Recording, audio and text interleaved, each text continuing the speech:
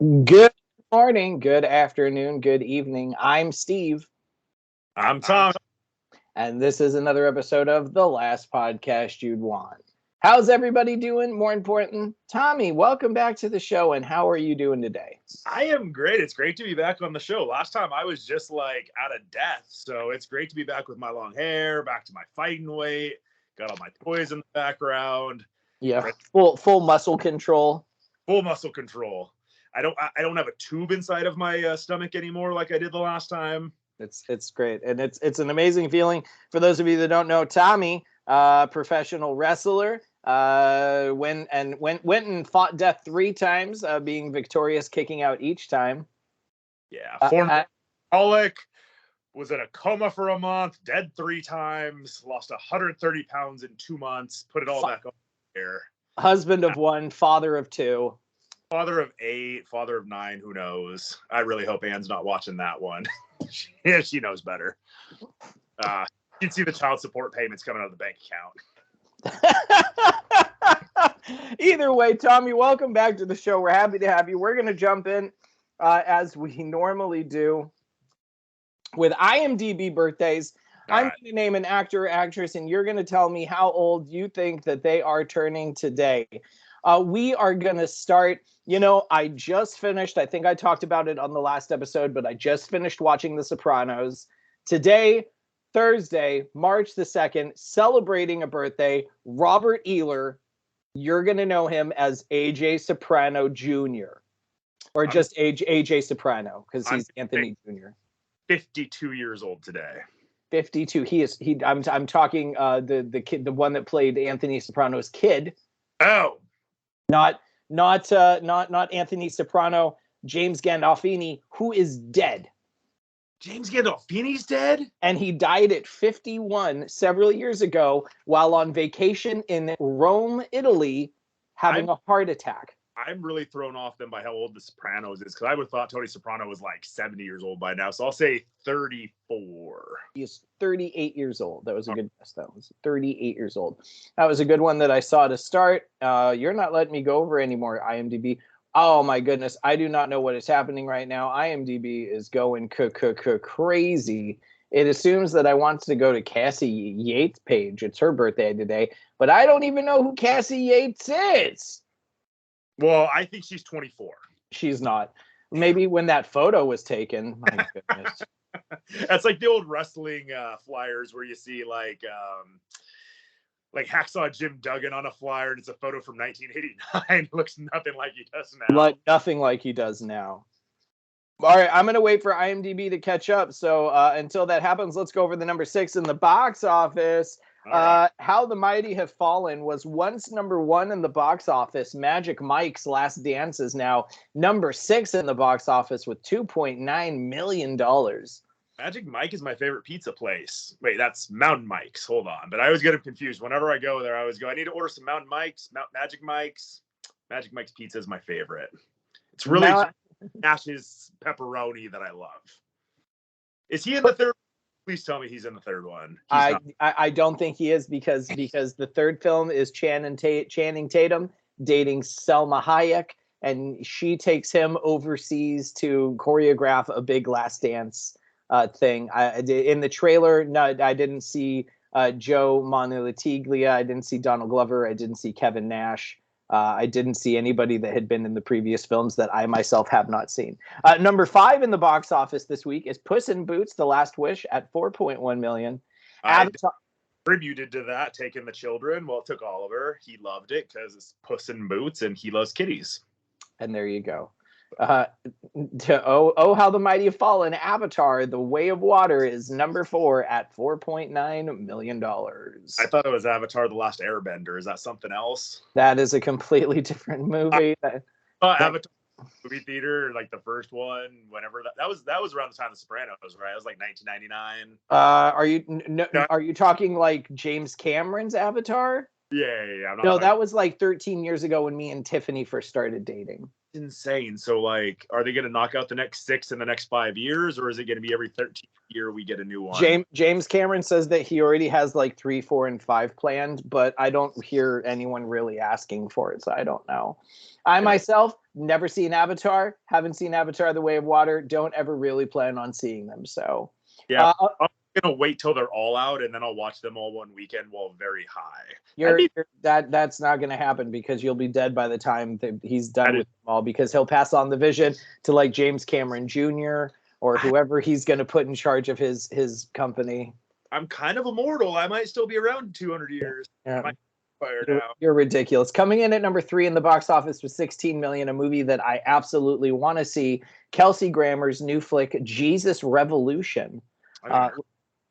Kelsey Grammer plays a preacher, and it's during the 1960s, 1970s. A bunch of hippies come into the town. The old timers don't want to accept them, and Kelsey Grammer's kid, who's essentially a hippie, is like, hey, you're with Jesus. Jesus loves everybody. Like, you should love the hippies. And then they let the hippies into the church. It looks like a pretty cool flick.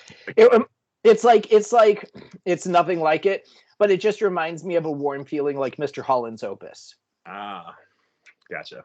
Coming in at number 2 in the box office with 23 million, Cocaine Bear, and holding strong at number 1 in the box office with 32 million, Ant-Man, the Wasp, Quantumania. And I've got tickets for Sunday finally at 1 o'clock to find Boom! Sunday at 1. Okay, so back to birthdays. Gonna hit that real quick. Celebrating a birthday today. We got great ones on the front page because I skipped past it.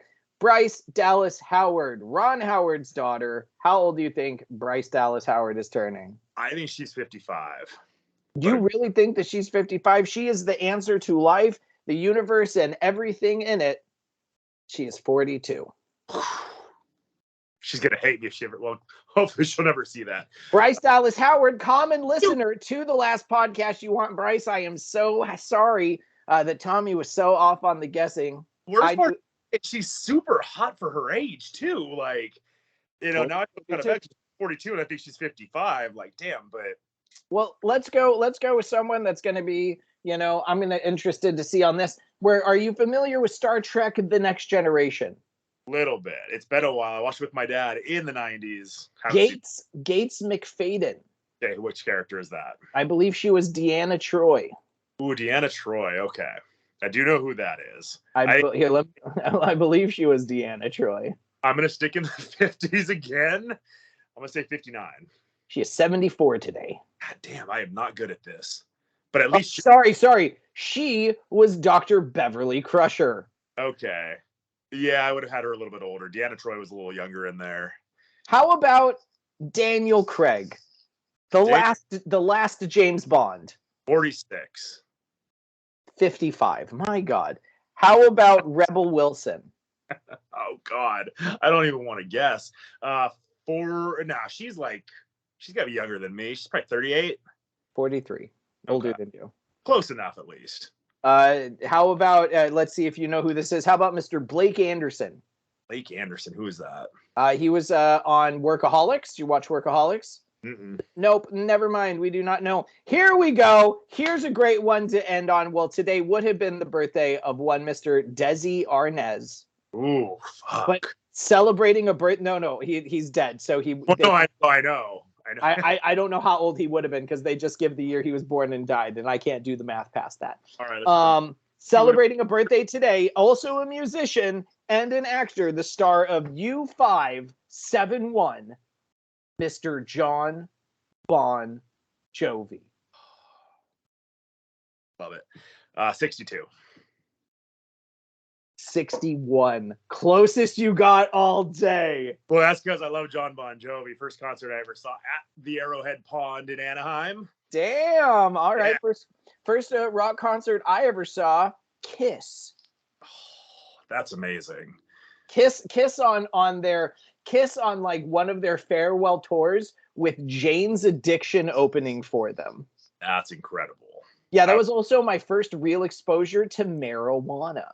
Not me smoking it personally, but having people around me smoke it so much that the shirt I bought and wore to school the next day still smelled of marijuana. And all the teachers had to be like, no, not Steven. No.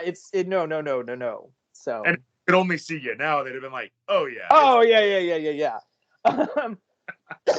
So normally on the show, we talk about movies and entertainment. There are movies that I have seen in the theater, but I feel that can be held off on.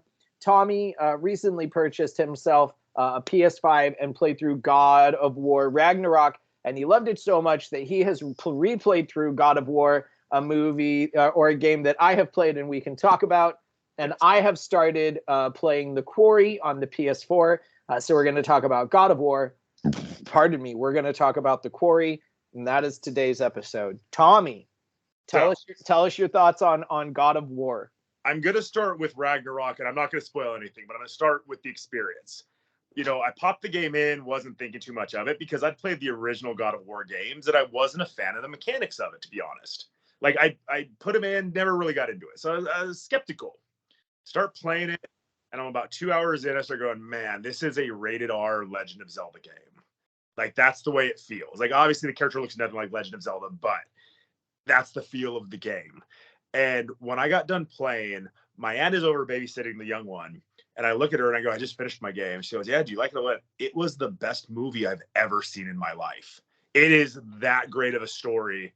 And what's funny about it, too, is like they pick up where the previous game left off. So I'm like 5 hours into this game and I already purchased God of War Ragnarok or God of War, for the PS4 and was ready to play it. And as soon as I finished Ragnarok, I went back and started. And I love Ragnarok so much. I am 2 things away from 100% completion. I got to beat 1 Berserker, which is like the Valkyries essentially in the original game, and the ultimate Valkyrie, basically, which you're never going to beat. I promise you that. But those 2 were kicking my ass so bad that I had to eventually move on and start God of War, and I have absolutely loved it. It's a game where you start with father and son, and you're basically taking, dead mom's ashes to the highest point in the universe to basically dispose of her remains. And that's basically the story. But man, the gameplay is fantastic. You got the Blades of Chaos, you got the Leviathan axe, you're going around chopping off heads of all these zombies and stuff. You essentially, and this is what I love about the first game, is you essentially just have Mjolnir.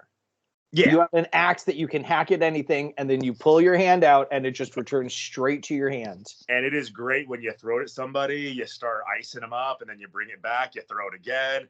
And then you also have control of your son Atreus, so you can shoot arrows. Oh, so you have him just shooting lightning arrows at everybody. Shooting electric arrows, axes. I'm setting them on fire. Like, my favorite thing is, so I started going through because you have all the challenges you can do, the favors and all the other little stuff. So it's like, decapitate 100 characters. So I just went through at one point, and that's how I like to progress certain things like that in the game, where I'll just go to an area where there's a lot of enemies and just start decapitating all of them. So I did that in Muspelheim, what the one with all the smoke and shit, where it's basically poisonous. Oh, sure. Where you have to get the energies to get your lungs up to stay alive. Yeah, so you have to go in, you don't have a lot of lung power to start with, so you got to go in, beat a couple, come out, trade in all the shit you won, go back in and keep doing it. And once you actually get enough energy to get through the full thing, you just make a full circle through it. But yeah, I was decapitating people. I was pinning them against the wall. But what I really like is freezing them with the axe and then having a trace just light them up with arrows and watching them just shatter. Dude, I don't know what it is, but it's like it's just me imagining myself with my son Oliver, who's 9 years old, me throwing an axe at somebody, the guy just being frozen, like, ah, and then him just like, bow, bow, with a bow and arrow and just like plucking them off, like from the roof or something. That was like my dream in like 2020 during the pandemic, was me and Oliver on the roof, just like picking off zombies, coming to take over our house. But yeah, I mean, there's so much to the game, and I would not recommend anybody playing Ragnarok first and going back and doing it backwards, because it did kill it a little bit, because Ragnarok is so much better than the first one. But that being said, the first one is so incredible that it's such a good game, from the story, from the twists and turns. I mean, the main character, is invincible. So you're just beating the shit out of this guy and he's just laughing at you like, ha, I feel nothing. What are you going to do? And then, spoiler alert, it turns out that, his mom's been helping you the whole time. She's the Witch of the Woods. And, she's trying to help. And then it turns out that that's Odin's wife the whole time. That's the mom of this villain who's Odin's son. And you see, now that's technically a spoiler of the sequel. That is not a spoiler, because they say that she's Odin's wife in the game. Oh, dude. I just don't remember it. I asked you that a couple of weeks ago, and you said you didn't know who she was. But yeah. No, I remember who the witch is. I just didn't remember she's Odin's wife, I guess. Yeah, she's Freya, the witch of the woods. She's Baldur's mom, which is Odin's son, and yeah, she was Odin's ex-wife, and he exiled her to Midgard to basically suffer so that she couldn't do her magic or anything and actually live a real life. So she's just miserable, depressed, living in a tree and just helping whoever comes by. Sure. And it's also revealed that she's also a god. And a huge part of the story is Kratos basically lying to his son that he's a god the whole time. And his son coming of age, I think he's like 10, 11, 12. He's pretty young in the game. But he's a feisty little thing, and he's constantly yelling at his dad. And there's one scene where he goes, "You know what, Dad? Sometimes you upset me." And Kratos just goes, "Oh, really? When do I upset you?" He's like, never mind. And he just like moves on because you can tell he's like got the fear of God put in him, literally. Sure. Tying the mouth off to Dad. So part of I'm not gonna lie, I think God of War Ragnarok is my favorite video game of all time, and part of it is just because of the father and son story and being able to relate to that, and the fact that the Legend of Zelda franchise is one of my favorite video game franchises of all time. And as I said, this is a rated R version of those games. So it was really easy and comfortable to get used to it. You were talking about your Valkyrie fights and your struggles with those. And I was telling you what I got really good at in this game was you hit O and you roll. So there's a lot of they charge you, you roll away, and then you slash at them. And then they charge you, you roll away, you slash at them. And a lot of those Valkyrie fights took me between 15 to 20 minutes to actually defeat them. And the worst one is Monday night. I had the last Valkyrie in God of War. It's the ultimate Valkyrie. And I had her, I would estimate I need to hit her 3 or 4 more times. And she was done. And I was about to take her down. And then the bitch just starts raining shit on me and ends up killing me. And I'd already used everything I had.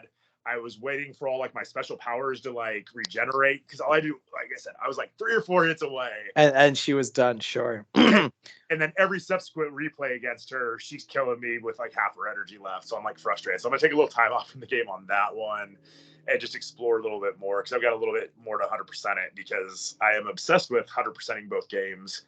However, God of War for the PS4 has one very major glitch in it that I ended up looking up on Reddit, because there's an area in the mountains where there's a lore marker, and you're supposed to get one of the crystals, put it into a little pot, and it exposes the lore marker, and then you can read it. Apparently it just doesn't work. So I'm trying to go through without actually looking up any, walkthroughs or help. This one, sure. I was having such trouble. I was like, there's got to be some trick I'm missing. I'm just a dummy. And sure enough, on Reddit, people are like, "Hey man, the game's been out 5 years. You guys ever gonna fix this glitch?" And it's one of those, it seems some games it's fine, some it's not. I'm so far in on this one, I'm not gonna go back and start it over now. Sure. So I'm 99%ing it, and I'm gonna take a photo of me right in front of this lore mark, be like, "I fucking found it, god damn it, I 100%ed this game." So that's literally my only critique of the game, is that there's one glitch in it that'll prevent me from 100%ing it. Sure. Other than that, how many crows do you have left? Or 8. Ravens? 8? I've got 8 left to get. I've got all of them in the other one. Like I said, I'm down to the 2 in Ragnarok. It's the Valkyrie and the 1 Berserker. Sure. It's in the first game, you have a bunch of green Odin's ravens all over the place. And what's killing me is I have a canyon in my backyard, and there's a shit ton of ravens that just fly throughout there. So I'm constantly hearing the caw, caw. Oh, and what you think is in the game, and then you're looking around going, "Where is it? Where is it?" It's this weird mind melt too, because I'm just fucking with you. Thinking, okay, where's this green bird at? And also going, where's Raven, the wrestler, about to walk in? Because I'm hearing his WWE theme song. So I'm waiting for him to come out and defend the hardcore title in my backyard every time I hear a Raven now. No. It's never going to happen, because Crash Holly will get it before he gets to the ring. Bro. Uncalled for. Oh, greatest hardcore champion, if you ask me, Crash Holly. He's not coming back. This is true. Well, I thoroughly enjoyed God of War so much that I played through it twice. I very rarely play through games twice. I love the replay, and that's why I like the Legend of Zelda games so much. Is I love the replay where you can actually explore different things. Because usually on most games, I like to do just a quick run through to just beat the main thing. Do a couple side quests. I'll kind of just follow the path the game takes me on. And then on the replay, I'll usually try to 100% it.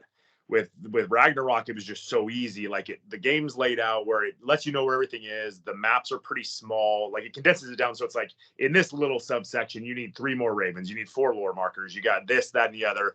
So it's pretty easy to go through and like break it down to a little section and go through and just explore and find all of that. So I will play this again. Like I said, I'm not going to restart it now because I think I've spent about 120 hours between the 2 games in the last month and a half. So I need to get back to real life, get back in the gym and start training because, I got some big matches coming up. So I got to stop playing so many video games. Get back into wrestler shape. Sure, absolutely. And I'm probably going to have to replay through God of War, if not just rechecking some of the stuff. Because I'm nowhere near where you are on completion or anything like that. There are certain games that I'll try and go out of my way to 100% just because they're a lot of fun. But then there's games like God of War where the challenges are just so difficult. Knowing that a Valkyrie fight on a basic Valkyrie takes 15 to 20 minutes on a single fight alone, I already know I don't have the patience, let alone the sportsmanship for that.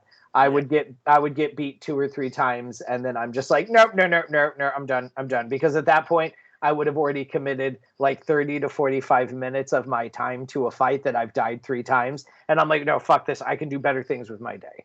Yeah. See, Twilight Princess has a thing in there too. Like I have that. I mean, those games, they don't tell you like that you're at 100%, but I've gone through and like I've done everything except for this thing called Roll Goal, and it's this little map where you got a ball, and on the Wii U, you actually have to use the controller, and like you got the controller, you got to hold it, and you got to like turn it like this to control the ball.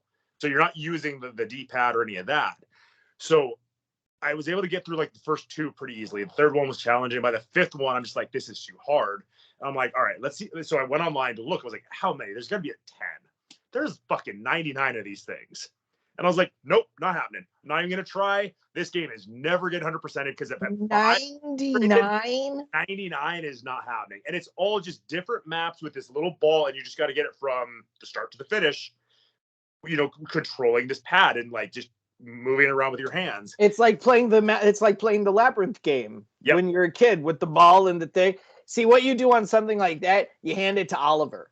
I can't. With you as an adult and him as a child, you just go, here, have at it, have a ball, and I guarantee he'll just be like, okay, there's all 99 done for you. He just started playing Fortnite on the Switch like a month ago. I played Fortnite, I think, for maybe like really spent maybe a week or 2 of actual time playing. Like I play it sporadically. I've only won 1 matchup ever, and it was with the team. So like I had other people helping me. This little kid is on there every day, winning at least 1 game by himself, and he's just collecting all this stuff. And I'm like, I wasn't gonna let him play because I thought it was gonna be too hard for him. And here I am, just like, okay, well, it clearly wasn't hard for him. I'm just the moron who couldn't do it. Next step on that is just getting him his own streaming channel. Basically, that's what he wants to be when he grows up as a Twitch streamer. He wants to live in a van house with his best friend and his little bro. He wants to work at In-N-Out, and he wants to stream video games. He loves SpongeBob, and he wants to be a fry cook. And he loves In-N-Out. So and there you go. He's going to be a fry cook at In-N-Out. Dude, I'm just serious though. If he wants to stream, start him. He's almost of that age. You just start streaming him. I'm not even kidding. I met a kid at a convention on YouTube. He's like Stinger Kid, and he's a big fan of Sting, and he's a big fan of wrestling, and he's got a ton of followers on YouTube, man. He's young enough that you can. We'll have this discussion. We don't need to get into this conversation. How it doesn't fit in with he can't handle criticism yet. He gets butthurt a little too easily. So you don't let him see any of that. You just have him do the streaming, and I know, but when he grows up, I don't want to go back and have people like hating on him when he was a kid and stuff. So I don't think that's gonna happen until he's a little bit older. He's got to be at least a teenager. I think. You just teach him the joke him if you can't take a fuck attitude. Yeah. Well, what I think we could do too is like I could actually record him streaming and then like save them till later, like when he's like 20, like, hey, do you want to put these up? Because my wife and I came to this agreement where she's like, look, as a retirement plan, and this is her plan to pay off her student loans, is she's gonna let me take nude photos of her now in her 30s, so that when she's 80, we're gonna start an OnlyFans, but we're gonna use her young photos. She's like, well, I won't care, I'm 80. And I'm like, I think I just killed you. Like, you're just gonna catfish this I mean, it's Yeah, you're catfishing everyone. That's assuming that OnlyFans is going to be a thing in 50 years. It's going to be the thing where like old women that like, because of this generation, like, because like, I don't know if my mom has any naked photos ever out there. I would assume not. But, you know, my dad did have a Polaroid camera when I was a kid. So I got to assume there's something. You don't want to know if your mom has any naked photos. No, but what I'm saying is women, they have all these photos of themselves. They take photos of themselves naked. Like there's all this stuff out there. And maybe they don't want people to see. We are way strewing on the side of this. This is not, no, Tommy, this is not what the show is about at all. This is a conversation that we have off air. I'm not having this conversation. No, I'm not having this conversation with you right now. Let's talk about not at all. I'm going to talk about the quarry. I don't even know how you got on that. I don't like how you got on that in any way, shape, or form. People on the YouTube can see the displeasement in my face right now on how it even got to where we were. No, Tommy, no more talking. You are on a timeout from You're on a timeout from talking. Right. I'm going to talk about the quarry for the PlayStation 4 that they recently put up for. You don't have to put your hand to your mouth. That's just weird. Here. I am part of the PlayStation Network Essentials. So they put up like 100 something free games. Mandible Claw's fine. So they put up like 100 something free games. New games, old games, and they recently put up the Quarry, which came out sometime last year, which is you decide your fate as you go. You start off with, I believe, 7 camp counselors in the game. I am currently on chapter something, I forget, and 3 characters have already died. Ooh. There is a way to have everyone survive, because I am one of those players that when I am playing a game, I will go through and I'll look at the trophies just to see how many trophies they are, how many hidden trophies they are. I will see what blatant do this, do that. Because if I see that, like in this game, you can collect tarot cards. So the cool thing about this game is as you go through, you can find tarot cards if you take a certain path. If you choose one path and you don't find it, and then you end the level, you don't get it. But when you find these tarot cards in between the chapters, there's this old weird gypsy lady with a PCO wandering eye. And I know you know what that is. And if you find a tarot card, she'll tell you the meaning of the card, and then she'll go, I can tell you more if you like. And if you decide to tell you more, she shows you what could possibly happen in the game from future choices. Like I played through to like the first chapter, and then I wanted to stream it, and that was a bad idea, trying to stream out in my living room in the middle of the day where everything happens. So I found the tarot card in the first level and in the first bit. So you have a choice of sabotaging a car by pulling a cap or breaking the brake line. And from finding the card, she shows me that if you break the brake line, the truck will actually catch on fire. So you pull the cap instead. And it's designed to be replayed a few times too, so you make different decisions.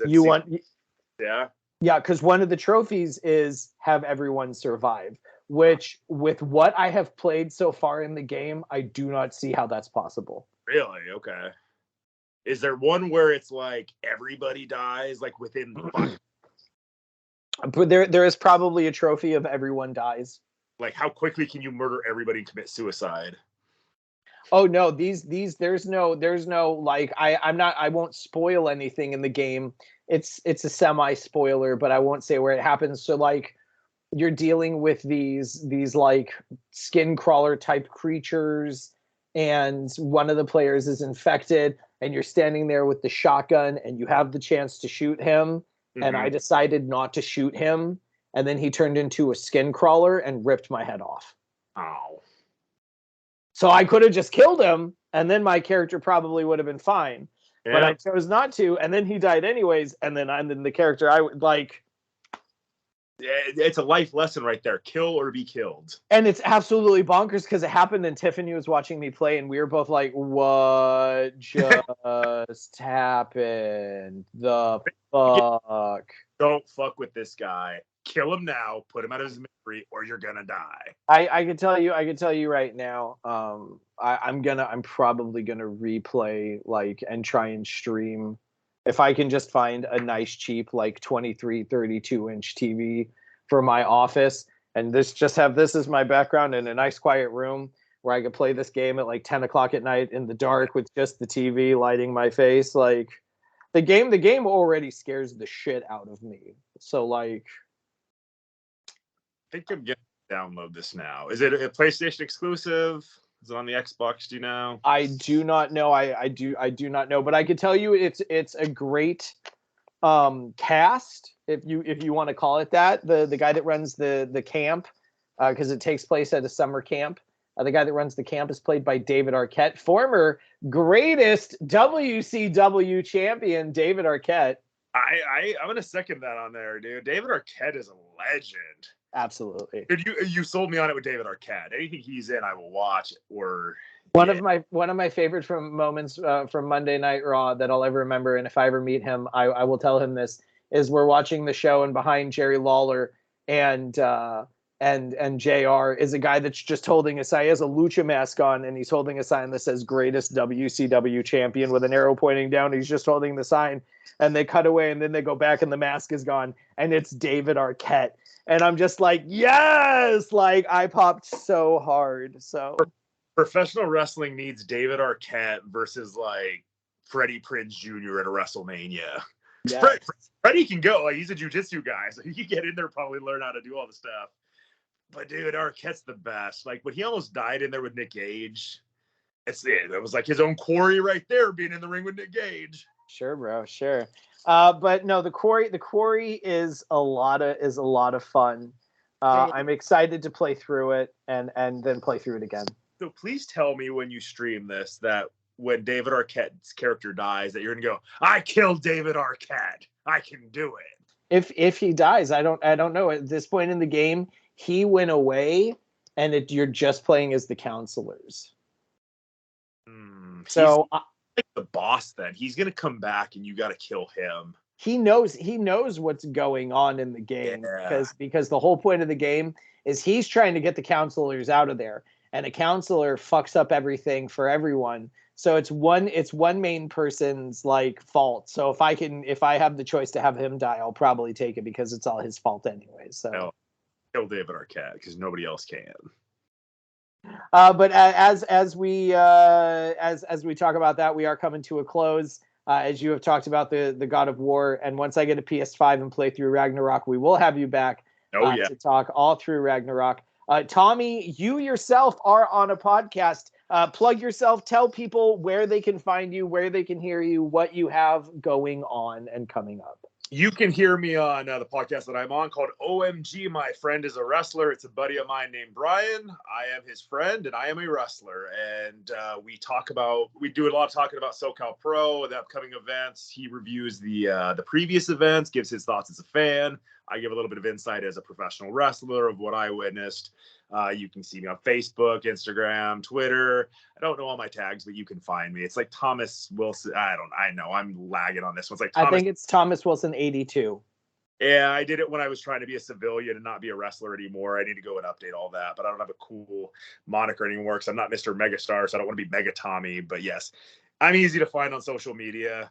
Come watch me wrestle March 25th, ORC, March 18th, SoCal Pro. All those will be in my Facebook story. Check out OMG, My Friend's a Wrestler. We do get pretty ridiculous on there. Yeah. Excellent. Tommy, thank you so much for coming on. It's always a great when I can have my friends, my brothers, people I absolutely love on. So until then, ladies and gentlemen, this has been another episode of The Last Podcast You'd Want. And until next time, tip the veal, try the staff. Love you, bro. Talk to you later.